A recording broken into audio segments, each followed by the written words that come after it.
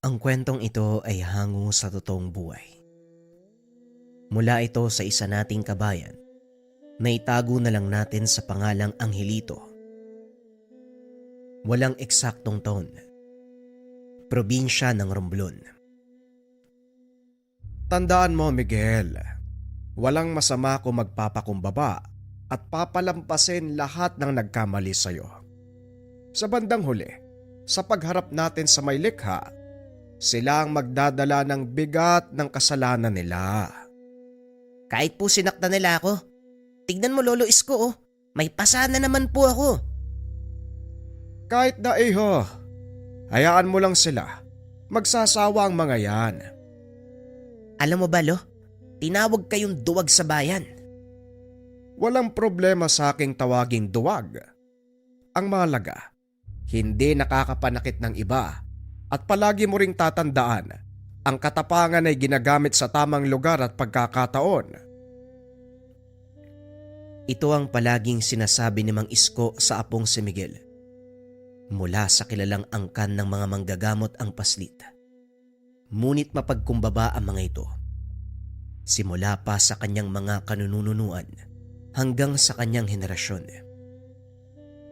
Madalas tampulan ng panglalait, insulto ang kanilang pamilya dahil sa pagkakataong inaapi sila. Hindi man lang bumabawi ang mga ito o gumaganti. Ngunit sa hindi malamang dahilan, biglang nagkakasakit ang mga taong nananakit sa kanila kahit wala silang ginagawa.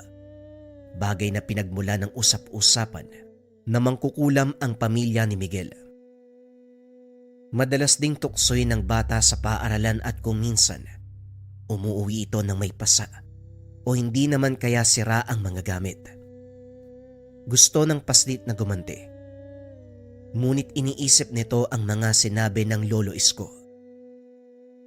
Isang hapon, kakauwi lang galing ng paaralan, kaagad nagsumbong sa matanda. Sa pagkakataong iyon, hindi siya sinaktan ng mga kaklase. Lo, yung kaklase ko na nakit sa akin kahapon, hindi nakapasok. Ang sabi ng guru namin may sakit daw. Biglang namaga yung dalawang kamay. Yan ang sinasabi ko sa iyo, Apo. Hindi mo kailangang gumante dahil may gagante para sa iyo. Hayaan mo silang alipustahin ka at saktan. Bandang huli, silang magdudusa sa mga maling ginawa sa iyo. Kawawa naman po kasi Lolo eh. Gagaling pa kaya siya? Depende kung matututunan niya ang aral na ibinigay sa kanya. Aral? Anong aral Lolo? Sa tamang panahon, malalaman mo din ang lahat, Apo. Sa ngayon, maglinis ka ng katawan at kumain ng merienda. Gumawa ng masarap na kakanin ng Lola Maria mo. Hindi alam ni Miguel ang totoong nangyayari. Ni minsan hindi binanggit ng mga nakakatanda. Dahil bata pa ito, hindi niya mauunawaan ang lahat. Hindi kaya mas mabuting malaman ni Miguel kung ano talaga ang nangyayari para hindi siya nagtataka. Wika ni Nanang Maria. Alam mong bata pa si Miguel. Mahihirapan siya sa pag-intindi ng mga pangyayari. Darating tayo dyan, Maria, pero hindi pa sa ngayon. Eh bakit si Dado? Ilang taon ba siya nang tinuruan mo? Iba ang kaso ni Dado sa anak niya. Si Miguel masyadong inosente ang isipan. Samantalang si Dado noong kabataan pa, napakabukas ang isipan. Mahilig tumuklas sa mga bagay-bagay. Abay, ganun din naman ang apo natin. Balang araw, malalaman din niya ang lahat Isko. Mas masakit kung sa ibang tao niya pa maririnig. Habang nag-uusap ang dalawang matanda, dumating ang ama ni Miguel, si Dado. Malayo pa lang naririnig ko na ang pangalan ko. Mano po tay? Nay, nasan po si Miguel? Kawaan ka ng Diyos, anak, kayon. Maagang natulog. Mukhang napagod sa maghapong paglalaro eh. Ikaw ba? Kamusta naman ang araw mo? Gaya pa rin ng dati tay. Medyo dumadami ang trabaho namin kasi maraming tinatanggal eh. nalugi na yata yung kumpanya. Oras na rin siguro para maghanap ako ng ibang trabaho. Bakit ba kasi? Hindi mo na lang pagtuunan ng pansin yung palaya natin. Hindi naman tayo kinakapos sa pagkain. At isa pa, may mga nagpapagamot naman sa atin. Kahit papano, nagbibigay sila ng mga gulay, manok, at kung ano-ano pa. Naroon na po ako tay pero may mga pangangailangan si Miguel lalo na sa paaralan. Mabuti nang may pinagkukunan kahit papano ng pinansyal. Tama naman ang anak mo, Isko. Hindi mo naman pwedeng iasa sa mga bigay ng tao ang pang-araw-araw natin. Lalo na ngayon pareho tayong matanda, hirap na sa pagkilos. Oo nga naman tay. Isa pa, nandyan naman si Manong Amir at Kano para mag-intindi sa palayan. Pinaubaya ko na yun sa kanila. Basta mag-iingat ka sa syudad. Tandaan mo, Dado, ikaw na lang ang naiwang magulang ng anak mo. Matanda na kami ng nanay mo. Sa oras na mawala kami, wala nang magtatanggol sa bata. Alam ko po yun tay. Kaya nga gusto ko sanang turuan si Miguel sa mga kaalaman natin pero tutol po kayo. Masyado pang maaga, Dado. Darating tayo sa puntong yan. Pero sa ngayon, hayaan mo munang maranasan ni Miguel ang mabuhay bilang normal na bata. May punto po kayo tay. O siya, magpapahinga na ako, maaga pa ang pasok ko bukas May darating na materyales. Matapos ang pag-uusap, pumasok na sa silid si Dado. Pinagmasdan ang anak na natutulog. Kamukha ka talaga ng nanay mo, Miguel Masaya ako. Nakuha mo ang pagiging pasensyosa niya. Huwag kang mag-alala, darating ang panahon. Wala nang mang-aapi sa'yo. Kinabukasan paggising ng paslit, naabutan nito ang ama na kumakain ng agahan. Dali-daling lumapit si Miguel upang kumustay nito. Hindi madalas magkita ang dalawa dahil sobrang abala si Dado. Kaya naman sabik ang anak sa kalinga. Magandang umaga po. Umuwi ka pala kagabi, tay. Hindi mo man lang ako ginising Miguel anak, halika. Magagahan ka na. Hindi na ako nag-abala Maimbing kasi yung tulog mo. Ang sabi ng lolo Isko mo, napagod ka daw sa paglalaro. Kumusta naman ang pag-aaral mo? Maayos naman po, tay. Ang totoo nga po niyan, may medalya po ako sa pagtatapos ng taon. Sana nandun ka para ikaw yung magsabit sa akin. Anak, hindi mangangako si tatay pero sisikapin ko. Abala kasi sa trabaho Alam mo naman, kailangan kumita ni tatay para may panggastos tayo sa pag-aaral mo. Naiintindihan ko naman po yun, tay. Kaya nga pinagbubutihan ko po yung pag-aaral ko Para naman kahit papano, makabawi ako sa lahat ng sakripisyo nyo. Para ka talagang nanay mo kung magsalita Wala kang dapat bawiin. Obligasyon ko bilang ama ang pag-aralin ka at bigyan ka ng magandang kinabukasan. Sapat nang makita ko na nag-aaral ka ng mabuti. O siya, kumain ka na. Mahuli ka sa klase Idadaan na lang kita sa paaralan. Sabado ngayon, tay. Wala kaming pasok. Ay, naku, ano ba yan? Pati araw nakakalimutan ko na. O siya, huwag kang pasaway dito kay Lolo Isko Mauna na ako. Umalis papuntang trabaho si Dado. Inihatid ito ng binata sa kalsada, kung saan siya nag-aabang ng masasakyan.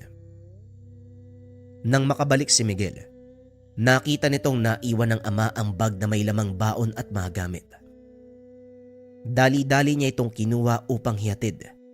Kaso nga lang, naabutan niya itong pinagtutulungang gulpihin ng ilang kalalakihan.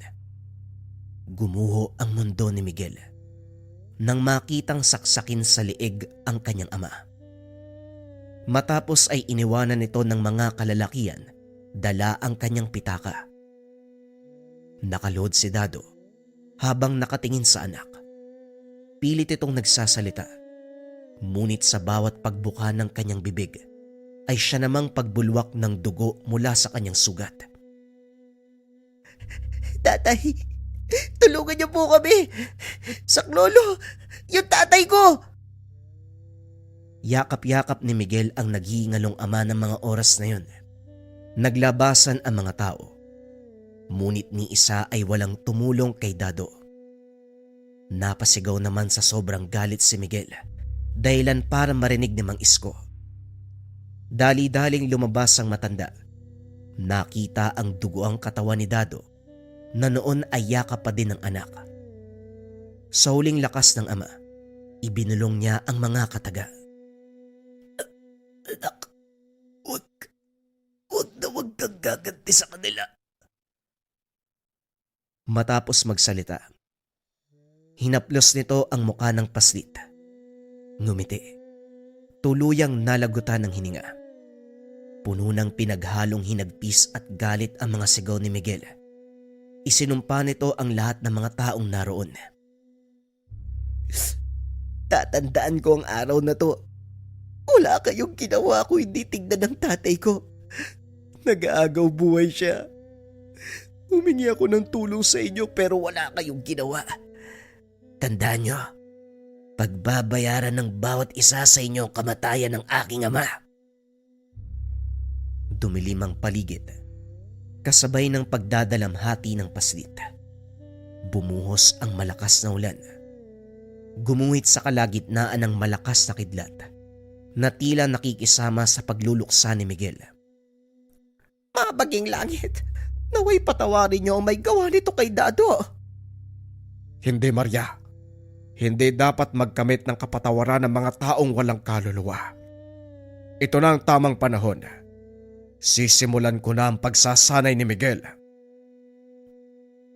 Bagaman hindi nagpapakita ng emosyon, ramdam ni Aling Maria ang matinding galit sa boses ni Mang Isko. Matapos ang kaganapan, ibinurol nila ang bangkay ni Dado. Hindi umalis si Miguel sa tabi ng kabaong at kahit anong gawin ng dalawang matanda, hindi nila ito magawang palisin. Miguel po, ay kumain ka kahit kaunti. Sige ka, magkakasakit ka niyan. Dito lang po ako, Lolo. Ayoko pong iwan si tatay. O sige, kung gusto mo, kukunan na lang kita ng makakain. Tumayo ang matanda upang kunan ng pagkain ang paslit. Nang bumalik, nakita niyang may kausap si Miguel. Dali-daling lumapit si Mang Isko. Hindi ito nakakakilala ng tao kapag nasa malayo. Magandang gabi. Maraming Isidro, paano nangyari to? Ang buong akala ko patay ka na. Wika ng matanda. Dahil ang panauhi nila, ito ang nakakatanda niyang kapatid, si Isidro. Inakala nila na sa loob ng maraming taon ay patay na ito. Kaya gano'n na lang ang pagkasorpresa ni Mang Isko. Matagal na ako nandito sa bayan, Isko. Sinadya ko lang na wag magpakita dahil ayoko malaman ng lahat na buhay pa ako. Sabihin mo, anong ginawa nila kay Dado? Wala ako nang mangyari ang pagpatay sa kanya. Tanging si Miguel ang naroon. Kaso lang, Isidro, hindi mo makakausap ng maayos ang bata ngayon. Masyadong okupadong isipan niya. Ni ayaw ngang umalis sa tabi ng kabaong ni Dado. Ganun ba? Hayaan mo muna ang bata. Sa susunod ko na siya kakausapin pag maayos na ang lahat. Sa ngayon, maaari ba akong makituloy dito? Bahay mo din to, Isidro. At siguradong matutuwa si Maria kapag nakita ka. Sino? Isidro, maging Diyos. Salamat naman at buhay ka. Sinasabi ko na nga ba, hindi totoo ang mga bali-balita. Wika ni Aling Maria. Oo, Maria, buhay ako. Kailanman hindi ako maaaring mamatay lalo na ngayon. Mukhang wala nang kinakatakutan ng mga tao. Laganap na ang kasamaan. Magmula nang mawala kay Isidro, nagkaroon na ng lakas ng loob ang mga taong gumawa ng hindi maganda. Pero ngayon nandito ka na, siguro naman… Hindi na ako gaya ng dati, Isko. Wala na akong lakas. Ngunit hindi pa uli ang lahat.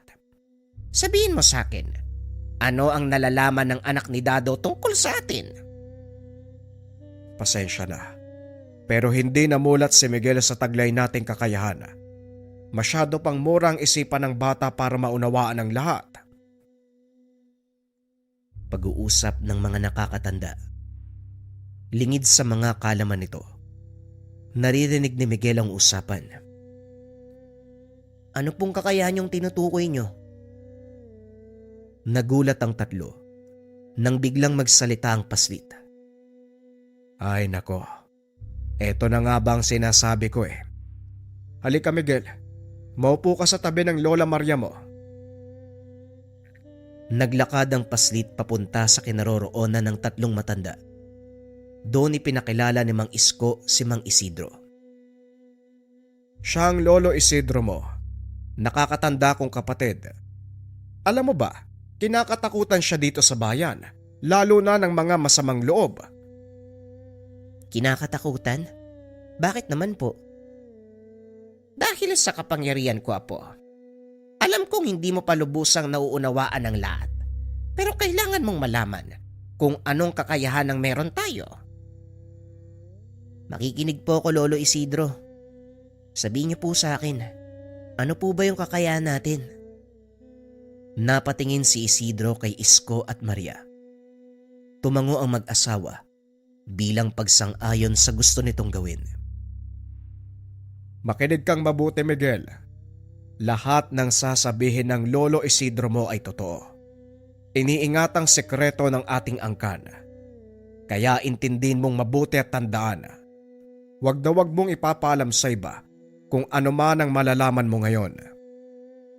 Pangako po, wala akong pagsasabihan.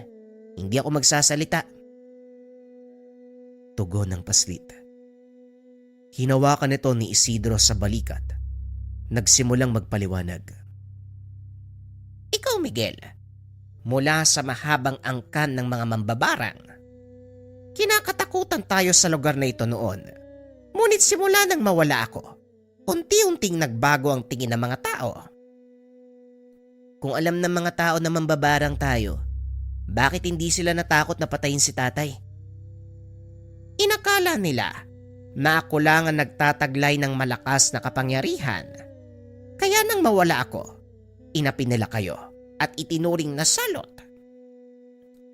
Alam ko po yun, kaya masama ang loob ko eh. Kasi ang ilan sa kanila, tinulungan ni tatay noon eh.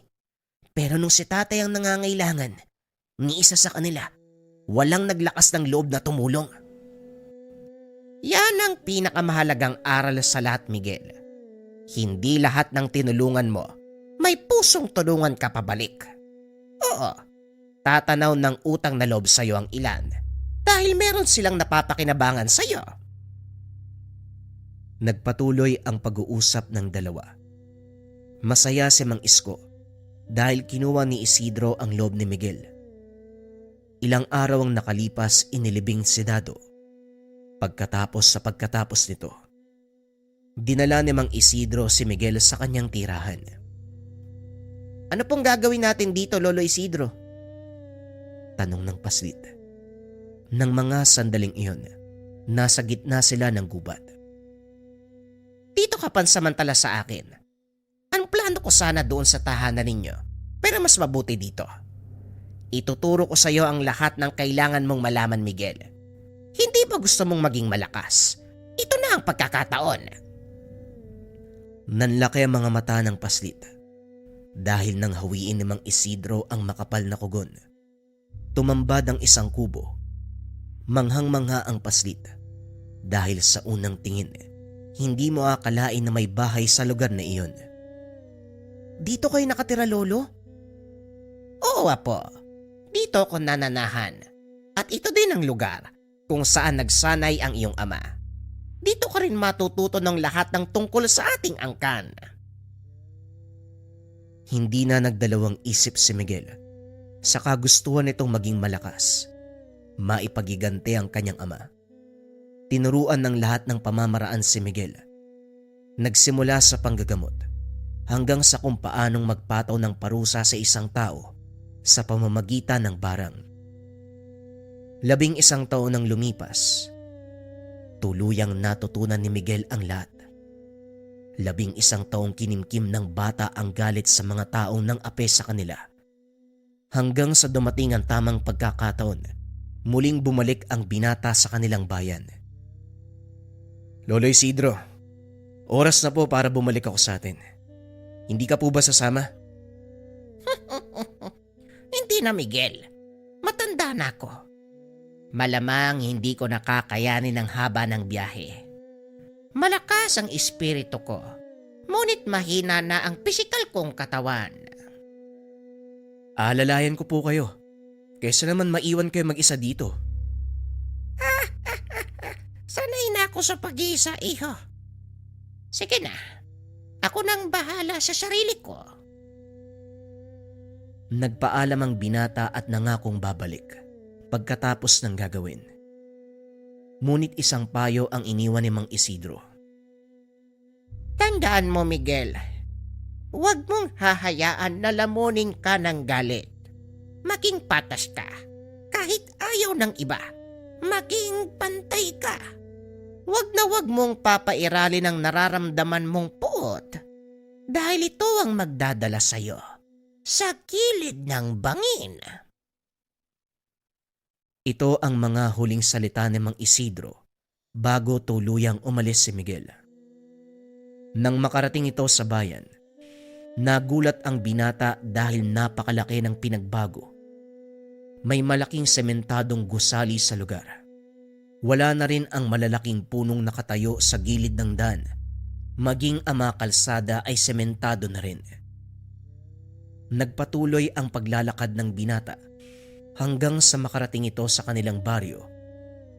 Pagpasok pa lang sa bungad, pinagtinginan na ito ng mga kalalakian. Hindi nila nakilala si Miguel dahil humaba ang buhok nito at naging matipuno ang pangangatawan. Huminto ang binata sa isang tindahan at nagtanong. Medyo malayo pa ang kanilang bahay mula sa lugar, ngunit kilalang kilala ang angkan, lalo na ang lolo Isko. Habang nagpapahinga, nilapitan siya ng ilang kalalakian. Namukha nito ng binata. Ito yung mga lalaki na pumatay sa kanyang ama. Bata, bago ka lang dito ano? Ngayon lang kita nakita. Biglang bumalik sa isipan ng binata ang nangyari 11 taon na ang nakakaraan. Pero pilit niyang pinigilan ng galit. Opo. Bago nga ako dito, Manong. Nagtatanong lang po kung kakilala niyo si Mang Isko. Sisko, yung matandang mangkukula ba? Oo, sino bang hindi nakakakilala sa kanya? Bakit? Anong kailangan mo sa matandang yon? Wala naman po. May nag-utos kasi sa akin na hanapin siya eh. Ganun ba? Doon siya nakatira sa gawing dulo ng baryo. Kasama ang asawa niya. Sayang lang wala na yung apo dyan eh. Nakita niya sana kung paano naming kaladkarin ang matandang yon. Nagtawanan ang lahat. At para hindi mapaghalataan, nakitawa din si Miguel. Nagpasalamat na ito at nagpaalam. Walang kamuwang-muwang ang mga kalalakian na ang batang tinutukoy nila. Walang iba kung hindi ang binatang nakatayo sa kanilang harapan. Nagpatuloy sa paglalakad si Miguel habang papalapit ito sa dating tahanan. Nakikita na halos na walang pinagbago sa kanilang kapaligiran. Naroon pa rin ang mga taong mapanghusga. Ang ilan ay nagbubulungan pa, habang ang ilan hindi mapigilan ang sarili sa pagtatanong. Hinarang ng isang babae si Miguel upang usisain. Sumagot naman ng maayos ang binata, pero hindi nito nagustuhan ang sunod na sinabi ng babae. Ano ka ma? Pupunta ka sa bahay nila Isko. Anong pakay mo sa mamang kukulam? Walang idinulot na magandang pamilya ng taong yan. Perwisyo. Lahat ng sakit at sakuna, sila ang may gawa. Kaya kung ako sa'yo, hindi na ako tutuloy. Namantig ang tenga ni Miguel sa sinabi nito. Sa pagkakataong iyon, hindi na napigilan ang sarili. Sinisisi niyo ang lahat ng masasamang nangyari dito sa baryo sa iisang tao. Hindi niyo ba natanong yung mga sarili niyo kung bakit nangyayari ang lahat ng yan? Mag-iingat ka sa mga salitang binibitawan mo. Baka sa susunod, hindi ka na makapagsalita. Wika ng binata. Matapos ay nagpatuloy na ito sa paglalakad. Pagpasok sa kanilang bakuran, kagad bumungad si Aling Maria. Nagwawalis ng tuyong dahon. Nakita nitong nakatayo si Miguel. Pinagmamasdan siya. Hindi makilala ng matanda ang binata, kaya nilapitan niya ito upang kausapin. Magandang hapon sa'yo, iho. May tutulong ba ako? Sinong hinahanap mo? Napangiti si Miguel at niyakap ang matanda. Lola Maria, ako po to si Miguel. Kumusta po kayo? Nagulat ang matanda. Kumalas sa pagkakayakap. Miguel, apo. Ikaw nga ba yan? Ay, hindi na kita nakilala. Medyo malabo na rin ang paningin ko. Halika, pumasok ka sa loob. Siguradong matutuwa ang lolo isko mo. Hinila ng matanda si Miguel papasok ng tahanan. Nakita ng binata si Mang Isko. Nakaupo sa sala. Nakabenda ang paa. May nakaalalay na saklay sa tabi. Punong-puno din ng galos ang katawan at mukha ng matanda. Iska, nandito ang apo mo. Sino nga po, Maria? Kakaalis lang ni Angelito para bumili ng bigas. Ang bilis naman yata niyang nakabalik. Hindi siya ang hilito. Kung hindi si Miguel. Yang ka na naman. Sinabi ko sa'yo, hindi na babalik si Miguel. Masaya na siya sa buhay na meron ngayon. Hindi ako nakikipaglokohan sa iyong matanda ka. Nandito nga ang apo mo. Ay pasensya ka na, Miguel. Hindi na nakakakita ang lolo isko mo. Nagulat ang binata nang marinig ang sinabi ng matanda. Pinagmasdan ang mata ni Lolo Isko. Nakitang sinadya itong tanggalin. Lolo, ako po to si Miguel. Sino pong may gawa sa inyo niyan? Hey Miguel, ikaw pala po. Ang buong akala ko hindi ka uuwi dito. Huwag mo kong alalahanin. Ayos lang ako kahit na wala ang paningin. Mas masaya ako dahil nandito ka. Huwag po kayo mag-alala, Lolo. Hindi na po ko ulit aalis. Magpahinga po muna kayo. Ay sige apo. Naaamoy ko ang masarap na suma ng Lola Maria mo. Kumain ka muna. Naawa ng husto si Miguel sa naging kalagayan ng matanda. Nagpunta ito sa kusina upang kausapin si Aling Maria. Ano po bang nangyari kay Lolo Isko? Sino pong may gawa nun sa kanya? Sino pa? Yung mga halangang kaluluwa dito sa baryo. May namatay nung nakaraang buwan. Ibinintang nila sa lolo isko mo ang nangyari. Kinaladkad nila ang matanda palabas ng bahay. Dinala kung saan. Kinabukasan, natagpuan na lang namin ang lolo isko mo. Nakasandal sa puno. Dinukot ang kanyang mga mata. Punong-puno ng sugat ang katawan. Dagdag pa nito, sinabihan na ni Aling Maria na gumanti sila, pero mariing tumutol si Mang Isko. Hindi pa rin nababali ang prinsipyo ni Lolo. Kahit ganyan ang ginawa sa kanya, ayaw niya pa rin gumanti. Pero ngayon humanda sila. Simula sa araw na to, maniningil ako sa lahat ng ginawa nila sa atin. Tugon ng binata. Habang nag-uusap ang dalawa, biglang dumating ang isang paslit. Nandito na po yung bigas, Lola. Pasensya na po ha, kamunti ka ng matapon. Pinagdiskitaan kasi ko ng mga bata sa kabilang kanto eh.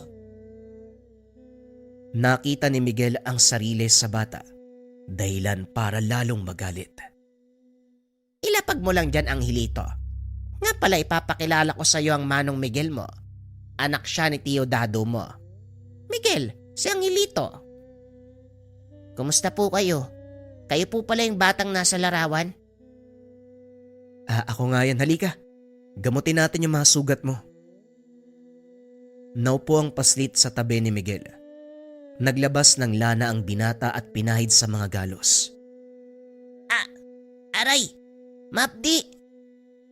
Tisin mo lang, mamaya gagaling na mga galos mo. Huwag kang mag-alala. Malapit nang matapos ang pananakit nila sa'yo. Nandito na ako. Ewan ko lang po Manong pero halangang kaluluwa ng mga tao dyan sa labas. Galit po sila sa pamilya natin. Hindi ko nga alam kung bakit Magtiwala ka sa akin. Simula ngayong gabi, unti-unti silang matatakot sa atin. Matapos ang pag-uusap, umalis si Angelito upang maglaro. Kinausap naman ni Aling Maria si Miguel tungkol sa mga sinabi nito. Sigurado ka ba sa gusto mong gawin, Miguel? Panahon na po siguro para malaman ng mga tao na hindi nila tayo dapat apihin. Tuturuan ko sila ng leksyon na hindi nila malilimutan. Mag-iingat ka lang dahil hindi mo alam ang takbo ng utak ng mga tao. Ako na po ang bahala. Pag-uusap ng dalawa. Kinagabihan matapos magapunan, lumabas ng tahanan ng binata upang simulan ang kanyang plano. Naglakad ito palabas ng tahanan, ngunit lingid sa kalaman ni Miguel. Nakasunod sa kanya si Angelito. Nagpunta ang binata sa kabisera ng baryo kung saan maraming kalalakihan ang nag-iinuman. Sinadya nitong makita ng mga tao at nag-intay kung ano ang gagawin sa kanya. Hoy, hindi ba ikaw yung naghahanap kay Tandang Isko? Ano, nagkita na ba kaya? Ay mali. Hindi na nga pala nakakakita yung matanda. Dinukot ko yung mga mata niya. Nilingon ni Miguel ang grupo ng mga kalalakihan. Tinitigan ito ng masama. Ikaw pala ang may gawa na sa kanya?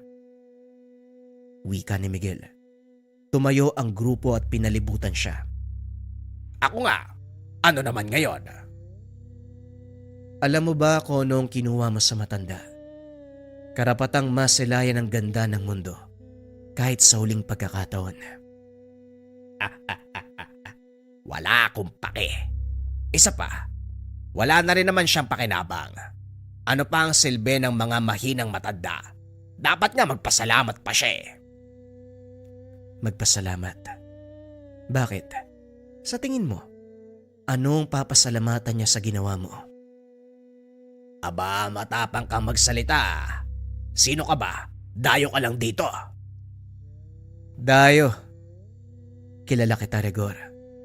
Noon pa man, ako ang pinagdidiskitahan mo.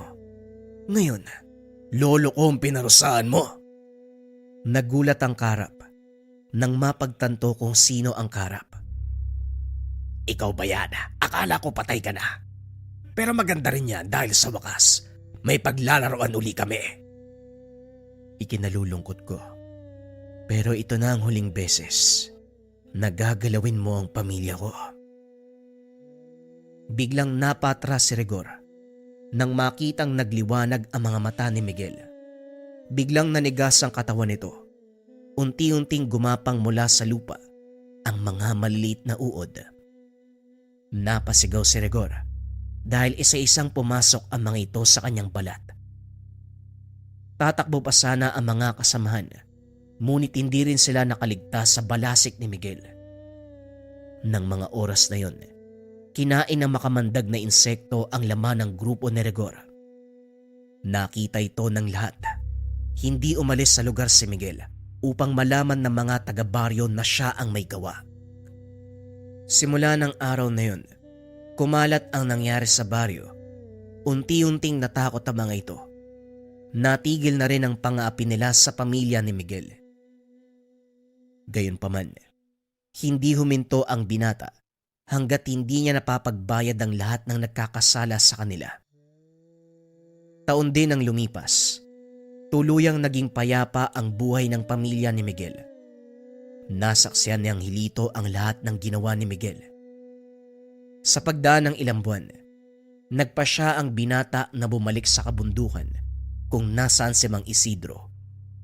Ngunit bago ito umalis, binalingan ni Miguel ang pinsan. Wag na wag mong papabayaan sina lolo at lola. Ipagkakatiwala ko sila sa iyo, Angelito. Ako na pong bahala sa kanila, Manong. Mag-iingat po kayo ha. Sana pagdating ng araw turuan mo din ako, gaya ng ginawa ni Lolo Isidro sa'yo. Huwag kang mag-alala. Tuturuan kita pagdating ng tamang panahon. Sa ngayon magpakabait ka muna.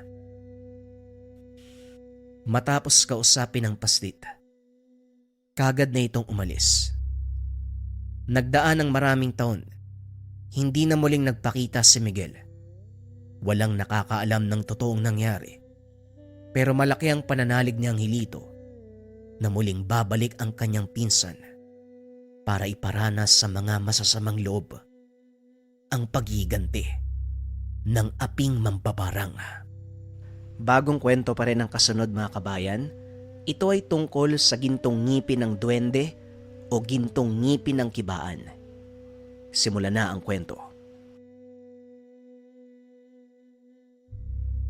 Ang kwentong ito ay hango sa totoong buhay. Mula ito sa isa nating kabayan na itago na lang natin sa pangalang Tomas. Taong 1977, Lanao del Sur. Dakong hapon, nang lakbayin ni Tomas ang kabaan ng daan patungo sa Bukirin. Kasalukuyang nag-aani ang tiyuhin, susubukang makahingi ng panghapunan. Hindi pa nakarating sa taniman, natigilan si Tomas nang muli na namang makita ang maliit na anino. Hindi man malinaw ang itsura, alam niyang tao ito dahil sa hubog. Nakaupo sa ibabaw ng nakatambak na dayami. Binaliwala lamang dahil malapit nang lumubog ang araw. Kinakailangang makarating sa Bukirin upang maabutan ng tiyuhin. Pagkarating, may nakatabing ani para sa kanya. Alam ng tiyuhin ang antas ng pamumuhay, kung kaya't kahit papano ay tumutulong din. Tomas, pagpasensyahan mo na kung mangilan-ngilan lang to ha. Kailangan kasing ibenta ang mga ani para sa gastusin doon sa pinsan mong magkukuleyo sa susunod na pasukan. May nakabalot na ulam dyan. Pagkasya nyo na lang. Bitbitin mo na din tong solo para may ilaw ka sa daan. Kapala, kung sakaling may mapansin kang kung ano-ano sa tabi, wag mong balingan. Diretso lang sa paglalakad. Marahang tumango ang binata. Isinaisip ang sinabi ng tiyuhin. Subalit sadyang mapanukso ang pagkakataon. Muli na naman niyang naraanan ang maliit na anino ng tao. Sa puntong ito ay nasa tabi ng daan. Natigil sa pagakbang si Tomas. Naguguluhan kung magpapatuloy o babalik sa Bukirin. Nakaramdam na rin ng takot dahil sa presensyang hatid ng elemento. Ang tangkad ay abot lamang ng isang talampakan. May itsura ng isang matandang lalaki. Sumasayad sa lupa ang malagintong buhok. Matitingkad ang magkabilang tenga. May maputing bigote. Malaki ang ilong. Malaki ang mga kamay. Kalmado lamang ang mga mata. Walang pinapaywatig na panganib. Kaso nga lang nagulat si Tomas sa posisyon ng mga paa dahil nakabaliktad. Imbis na sa unahan nakarap, nasa bandang likuran. Nagulat siya nang magsalita ang elemento. Kumusta, kaibigan? Huwag kang matakot. Isa kong lamang lupa mula sa angkan na mga kibaan. Tawagin mo ako sa pangalang Birit. Matagal na panahon na kitang pinagmamasdan. Ang kaso, masyado kang mailap. Palagi mo akong iniiwasan. Kung hindi kita harangin ngayon, walang mangyayari sa atin. Sinampal ng binata ang sariling pisngi upang kumpirmahin kung nananaginip. Kaso nang muling tignan ang kinalalagyan ng elemento, naroon pa rin ito. Kahit sinabing kaibigan siya, walang tiwala si Tomas dahil nangingibabaw ang takot. Walang pasabing kumaripas ng takbo. Habol ang hininga pagdating ng tahanan. Inalis sa isipan ang engkwentro sa elemento dahil naging abala sa pag-aasikaso ng sakiting lolo. Napansin ng matanda ang pananahimik ng apo, kaya naman tinanong niya ito. Apo, ang lalim naman yata ng iniisip mo. Ano bang inaalala't nanginginig ka? Halos magkadikit ang dalawa mong kilay sa pagiging seryoso. May problema ka ba? Sabihin mo sa akin para dalawa tayo. Sa puntong ito, hindi napigilan ni Tomas ang magsabi ng katotohanan. Lolo, naniniwala po ba kayo sa mga elemento? Kagaya ng lamang lupa? Paano po kung nagkaroon ka ng pagkakataon na makasalamuha sila? May masama bang mangyayari? Sa katunayan, edad 12, nagsimula na ang pagpapakita ng elemento sa kanya. Nung una saglitang pagpaparamdam lang, ito ang unang pagkakataon na makausap niya ang nilalang ng malapitan. Sa palagay ko, swerte yan na po eh. Mga kaibigan ko sa kabilang bayan may inaalaga ang ganyan. May mabubuti na tumutulong sa mga tao, meron ding masama na nagbibigay ng sakit o kamalasan. Bakit mo pala naitanong? May narinig lang po kong usapan tungkol dyan, kaya napatanong po ko sa inyo. Ay oo, nabanggit ng Tio Hernan mo na umaarangkada na naman ang pagkapilyo ng mga lamang lupa. May lahi kasi na nagdanakaw ng mga pananim eh. Yung namemerwisyo ba? Nagreklamo nga yung tiyuhin mo dahil maraming nawala sa kanya. Mabuti na lang, may naani pa at nabigyan tayo. Napagtanto ni Tomas ang sinabi ng tiyuhin kanina bago umalis. Napaisip kung nakikita rin ba nito ang nagpakilalang kibaan sa kanya. Upang masagot ang tanong, pinuntahan ng tiyuhin sa tahanan nito. O may problema ba sa bahay? Gabi na pero nasa labas ka pa, Tomas? Tiyo, tungkol sa sinabi mo kanina, huwag pansinin yung mga nakikita sa daan. Ano po palang ibig sabihin nun? Ayon ba? May mga magsasakan nagsasabi na may duwendeng nagbabalat kayong tao tapos sumaharang sa daan. Nung nakaraan naranasan ni Mang Julian eh. Yung kalabaw niya biglang nawala sa sarili. Tapos kinabukasan natagpuan nakandusay na lang. Si Aling Shona, ang sabi nakita rin daw eh. Ayun nawala sa katinoan. Wala ka namang napansin sa daan ano? Umiling ang binata bilang sagot. Nakahinga naman ang tiyuhin. Hindi na siya nag-usisa pa. Hinatid na rin siya pabalik ng tahanan. Sa paglalim ng gabi, hindi makatulog si Tomas sa ingay na nagmumula sa kusina. Kaluskos ng kaldero at pinggan. May bakas pa ng pagtadtad sa mesa. Nagtatalo ang kanyang isipan kung sisilipin ba o hahayaan na lamang. Kaso nga lang sa paglakas ng ingay, wala sa sariling tumayo para tignan. Papalapit pa lamang, naaninag na ang anino ng elementong kibaan. Nakasindi lang ang gasera sa kusina kung kaya't rumehistro ang anino sa dingding. Sa paghakbang, nakita niya ang elemento na may kung anong ginagawa. Pasipol-sipol pa ito. Pareho silang nagkagulatan. O kaibigan, hindi ka naman nagsabi. Nabulabog ko ba ang pagtulog mo? Sa halip na sumagot, dali-daling tumakbo pabalik ng kwarto si Tomas. Nagtalukbong ng kumot sabay dasal. Hindi na rin nangulit ang elemento. Kusa itong umalis nang mapansin ang takot ng binata. Sa paglipas ng mga araw, nakalimutan ni Tomas ang tungkol dito. Patuloy niyang inasikaso ang sakiting lolo. Naging maluba ang kalagayan ng binti na may hahalin tulad sa lantang gulay. Nangangamoy na rin ito at malala ang sugat. Nagtiyaga na lamang sa halamang gamot na binigay ng sumusuring manggagamot. Pero sa halip na gumaling ay mas lalong lumala ang sitwasyon. Hindi naman magawang lumapit sa doktor dahil walang pambayad. Si Lolo Jimbo, hindi na rin nais pang lumapit sa kahit sino pang manggagamot. Maluwag sa kalooban na tinanggap ang kapalaran. Sa kabilang banda, nagsusumikap ang binata na makahanap ng paraan para maagapan ang kalagayan ng matanda. Nagtungo sa iba't ibang albularyo, kaso halamang gamot lang ang binibigay. Mula sa kabilang bayan, huminto si Tomas sa bukirin. Tanghaling tapat ng mga sandaling ito, kung kaya't walang tao sa taniman, dulot ng matinding sikat ng araw. Sumilong ang binata sa lilim ng puno habang pinagtsatsagaan ang baong bayabas na nakuha sa dinaan ng gubat. Hindi nagtagal lumitaw si Birit. Nung una inakala niyang magsasaka ang lalapit. Naupo ito sa kanyang likuran. Hindi nag-abalang lumingon. Hanggang sa maisip na alukin ng makakain. Pero laking gulat nang makita ang munting elemento. Alukin mo ko niyan? Salamat pero hindi ako mahilig sa ganyan. Alam mo, hindi ko galing magsayang ng oras. Kaya bakit hindi natin pag-usapan ng mahalagang bagay?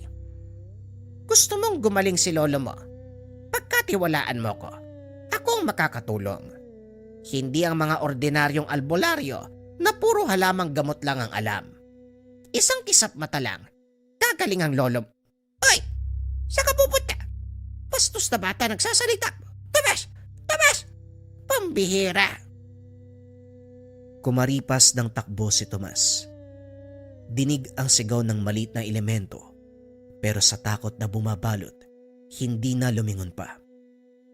Sa tuli ng takbo, nakarating kagad sa tahanan, naabutan ang lolo sa kalunos-lunos na kalagayan. Sa patuloy na paglala ng sitwasyon ng matanda, naisip ni Tomas na kumagat sa alok ni Birit. Ilang araw pinagdesisyonan hanggang sa naging buo ang pasya. Natatakot man, desidido ng sumugal gumaling lang ang lolo. Pagsapit ng gabi, inabangan sa likod ng bahay ang nilalang. Paulit-ulit tinawag hanggang sa lumitaw. Masyado ka namang nagmamadali. Ano bang kailangan mo? Dahan-dahang humakbang patra si Tomas nang maamoy ang samyo nito. Tungkol dun sa sinabi mong matutulungan si lolo. Paano yun? Gagawin ko ang lahat basta gumaling lang siya. Ngumiti ang lamang lupa sa sinabi ni Tomas. Parang batang lumulundag sa saya. Humagikgik ng humagikgik. Kapansin-pansin ang pagkinang ng gintong buhok. Matutupad ang kagustuhan mong gumaling ang matanda kung papayag ka sa panghabang buhay na kondisyon. Ngayon, siguraduhin mong buo ang iyong pasya dahil sa oras na pumayag ka ay wala nang bawian, walang sukuan, walang atrasan. Mag-isip ka. Kinabahan ng binata sa sinabi ng elemento, pero alalang-alala sa kalagayan ni Lolo Jimbo. Lakas loob na sumagot. Ano man ang kondisyon mo, handa akong gawin. Buo na ang pasya ko, basta gagaling si Lolo. Iwinasiwas ni Birit ang naglalakihang mga kamay. Sinabayan ng pagsambit ng mga kataga.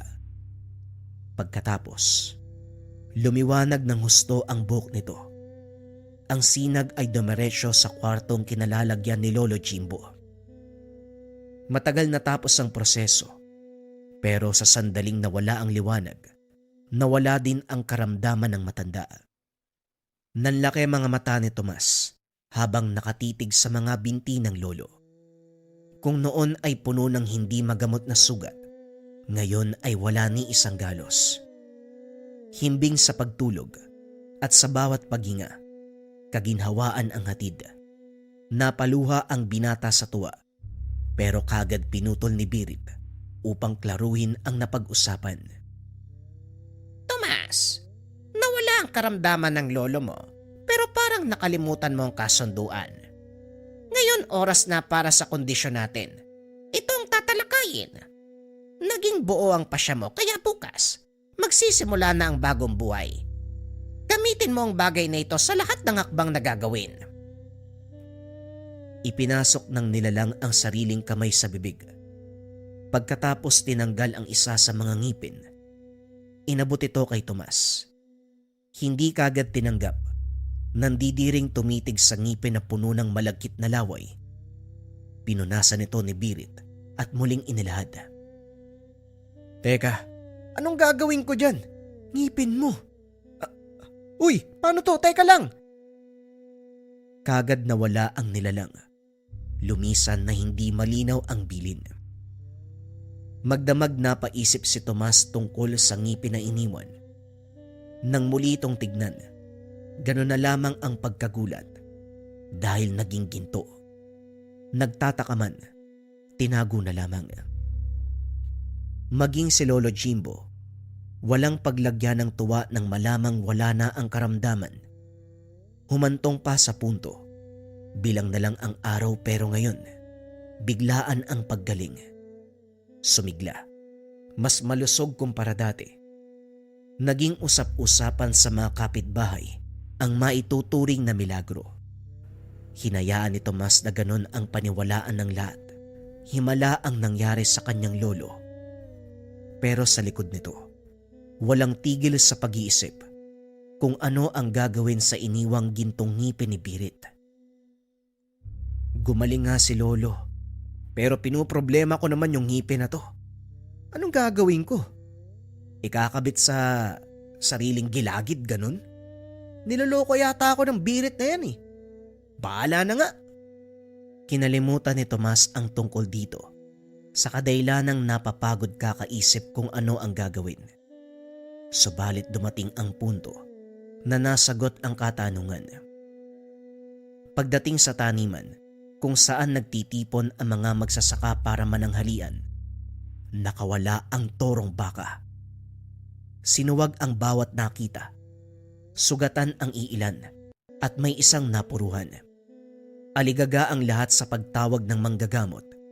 Pero sa sobrang tagal ng pagdating, nilapitan ni Tomas ang may malubhang kalagayan. Wala siyang ideya sa nangyayari sa sarili. Napagtanto na lamang na hinawakan ng sugat. Hindi nagtagal ay naghilom ito.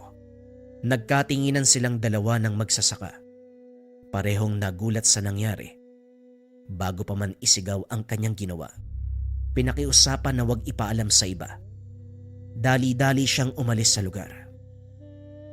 Hindi makapaniwala, pero alam sa sarili, nagawa ito ng gintong ngipin ng nilalang.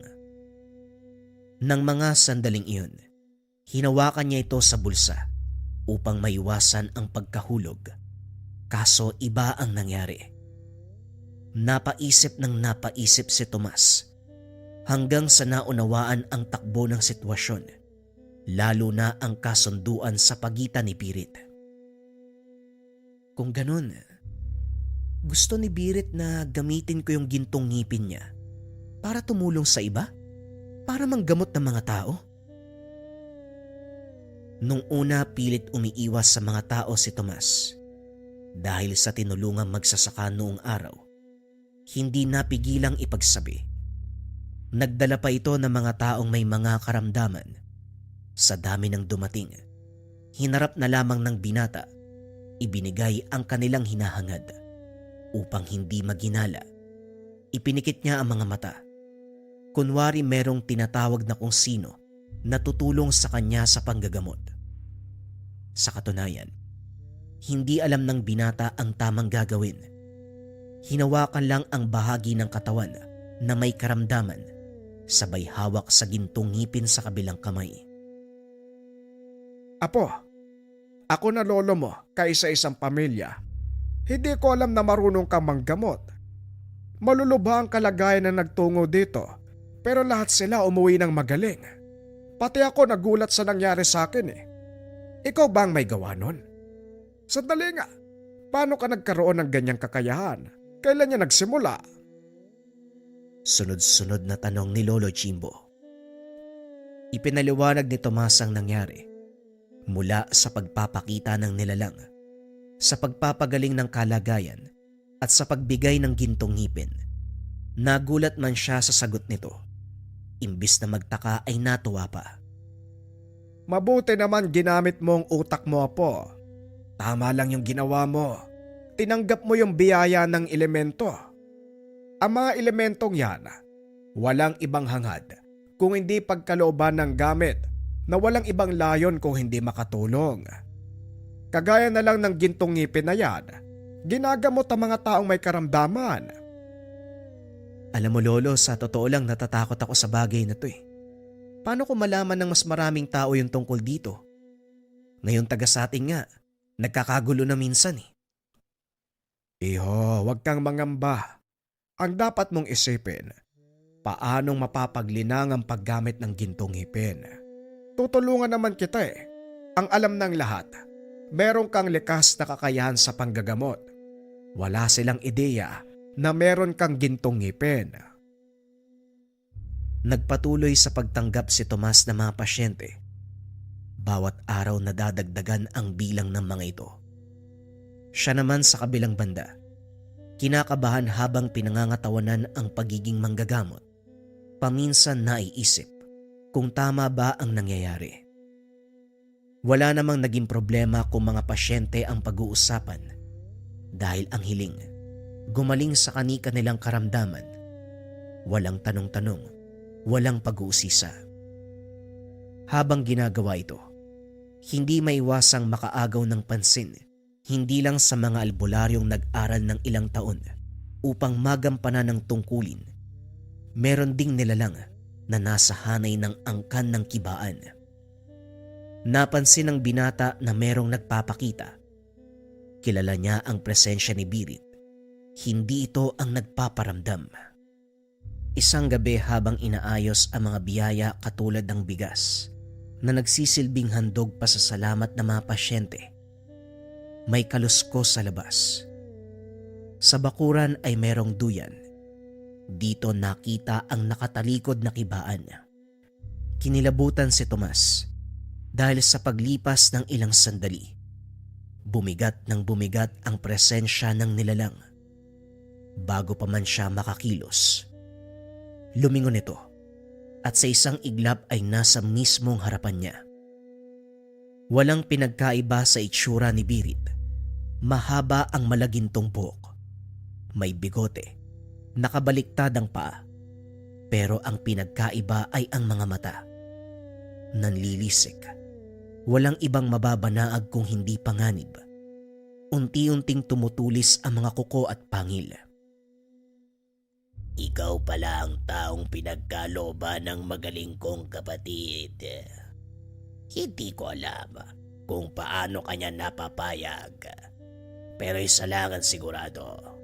Balang araw pagbabayaran mo ang lahat ng ito. Maaaring tumutulong ka sa kapwa mo. Pero sa dulo ikaw ang magdurusa. Dalawa lang ang pagpipilian, bata. Ibuwis ang sarili o mag-alay ng ibang buhay. Napapikit si Tomas. Biglang lumakas ang hangin sa kapaligiran. Sa muling pagdilat ay wala na ang nasa harapan. Ang sinabi ng nilalang ang gumulo lalo sa isipan ng binata. Matagal na nang huling nakausap si Birit. Kahit anong pagtawag ang gawin ay hindi nagpapakita. Humantong pa sa punto na gustong itigil ang panggagamot. Natakot sa banta ng elemento. Pero dahil sa awa para sa mga pasyenteng nag-aantay, pinagpatuloy niya ito ngunit sa pagkakataong iyon, ang kausap na kibaan ang nakakarap. Nagbabalat kayong 30 anyos na tao na may malubhang karamdaman. Nang makapasok sa silid tanggapan, naglabas ng tunay na anyo. Hindi makagalaw si Tomas sa kinaupuan. Isa kang mangmang. Nagpadala sa salita ng maliit na nilalang. Bata, magsisimula na ang kalbaryo mo. At ako mismo magpapataw noon. Ihanda mo ang iyong sarili. Wala sa sariling dinampot ni Tomas ang matulis na bagay sa tabi. Sinaksak sa balikat ng tumalikod ang nilalang. Nagulat ito nang magawang makawala sa inilapat sa kanya. Gaganti sana, kaso ng tangkang sasakta ng binata. Kusang ng lambot ang kamay. Galit na umalis, pero nag-iwan ng banta. Hindi mapalagay si Tomas sa nangyari. Hindi lang buhay niya ang pinagbantaan, maging kay Lolo Jimbo. Maging ang mga pasyente ay hindi nakaligtas. Sunod-sunod na rin ang gabing nagpaparamdam ang nilalang. May mga anino ng malilit na tao nang gugulo ng mga gamit sa tahanan. Paminsan pa ay tinatakot siya sa pamamagitan ng tangkang pagsaksak kay Lolo Jimbo. Ilang beses binangungot kung saan nakikita ang eksena. Pinagtutulungan siyang patayin ng angkan ng kibaan.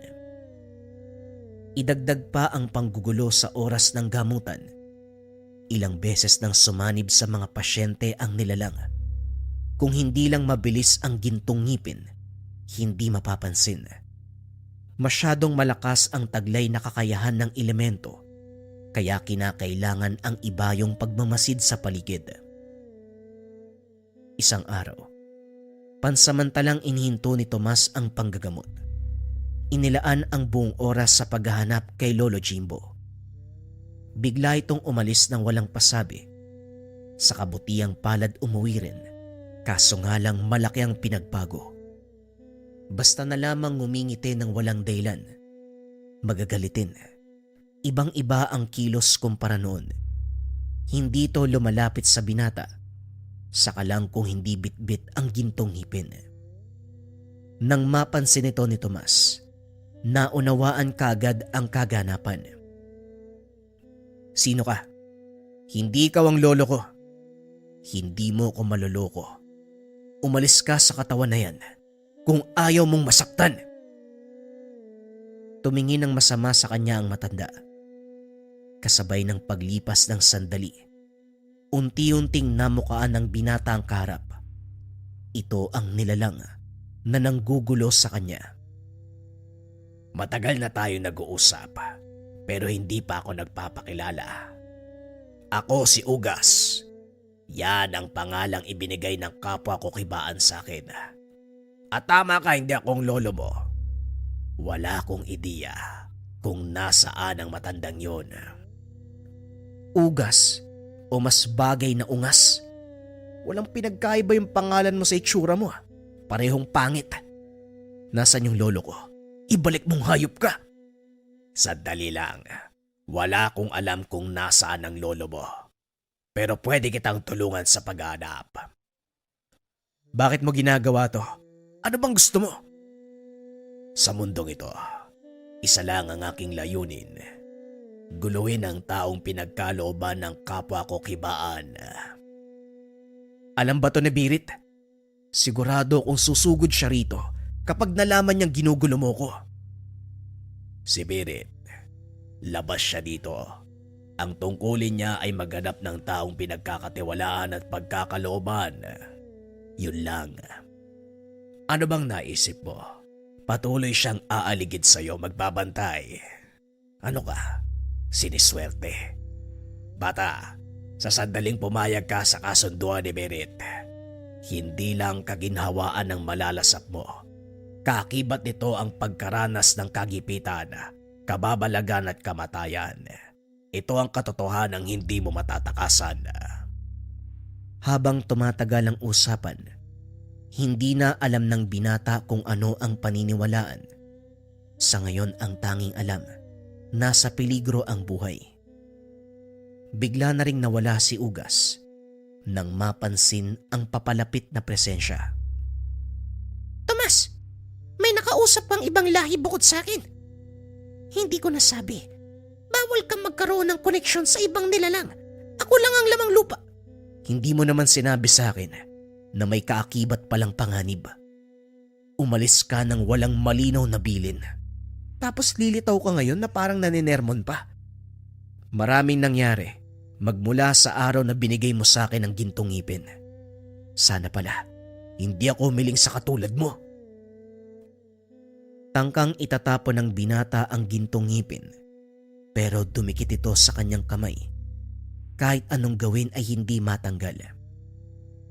Sabi ko naman sa'yo, sa oras na simulan mo, wala nang bawian, walang atrasan, walang kurungan. Masyado ka pang mangmang. Madaling mabilog ang ulo sa simpleng salita. Sa simpleng pananakot at pagbabantay ng amba. Humina ang kalooban mo. Makarinig lang ng kung ano mula sa iba.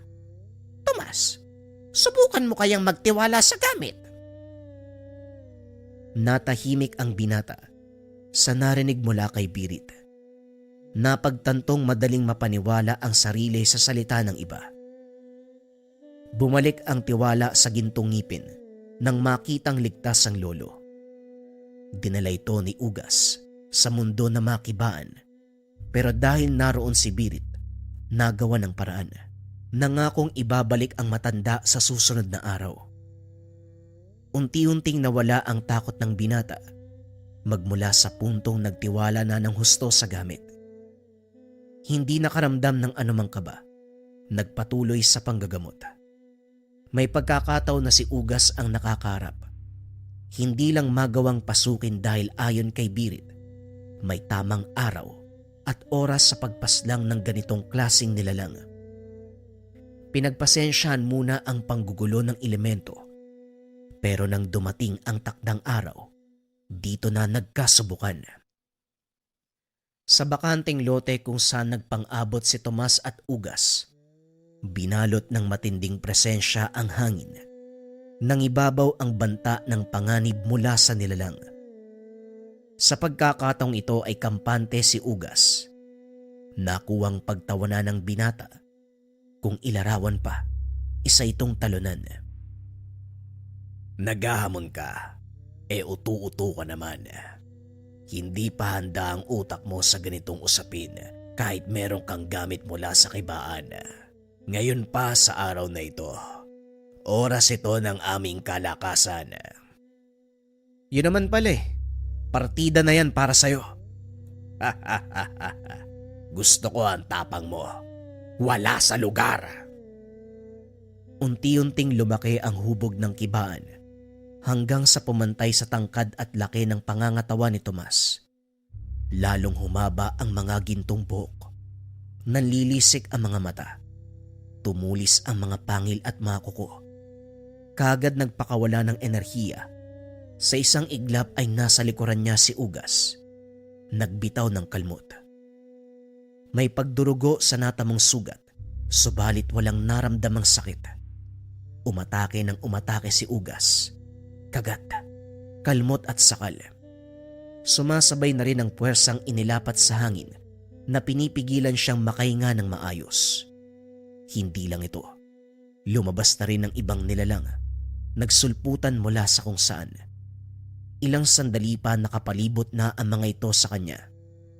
Naalerto si Tomas dahil nakita ang ganitong eksena sa panaginip. Sabay-sabay na nagsalita ng kung anong kataga ang mga nakapalibot na kibaan. Nanlilisik ang mga mata nila. Kumapal ng kumapal ang mga buhok. Pero sa pagkakataong ito, hindi malaginto ang kulay. Napalitan ng kulay itim. Sinakop nito ang paligid, dahilan para magdilim. Hinigop ni Ugas ang enerhiya na makasama. Sa puntong ito lalong lumakas ang nilalang. Nang maging ganap, dambuhalang elemento. Walang pasabing umatake. Subalit nakapaghanda na ang gintong ngipin. Nasa loob ng kamao ni Tomas. Hindi maintindihan ng binata ang nararamdaman ng mga sandaling ito. May lakas na nananalaytay sa katawan. Nagbago ang paningin. Naging kulay pula. Kasabay nito ang isang ideya na pabalik-balik na bumabalik sa isipan. Puksain ang kalabang karap. Nang sumugod si Ugas, sinalubong.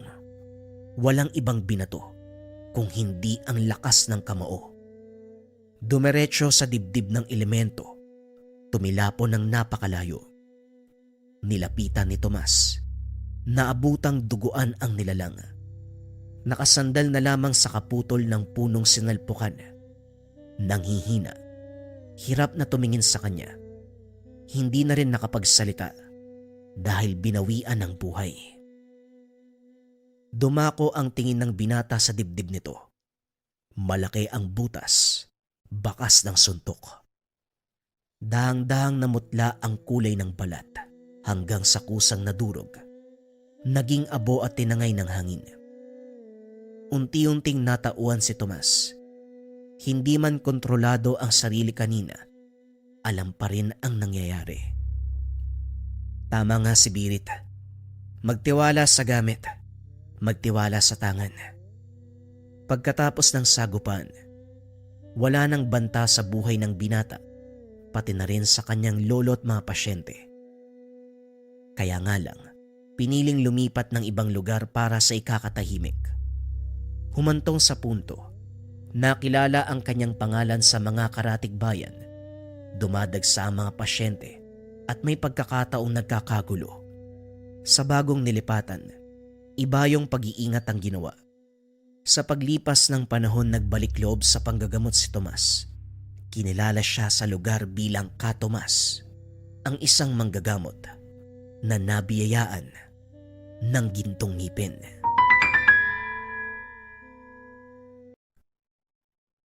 Ang kwentong ito ay hango sa totoong buhay.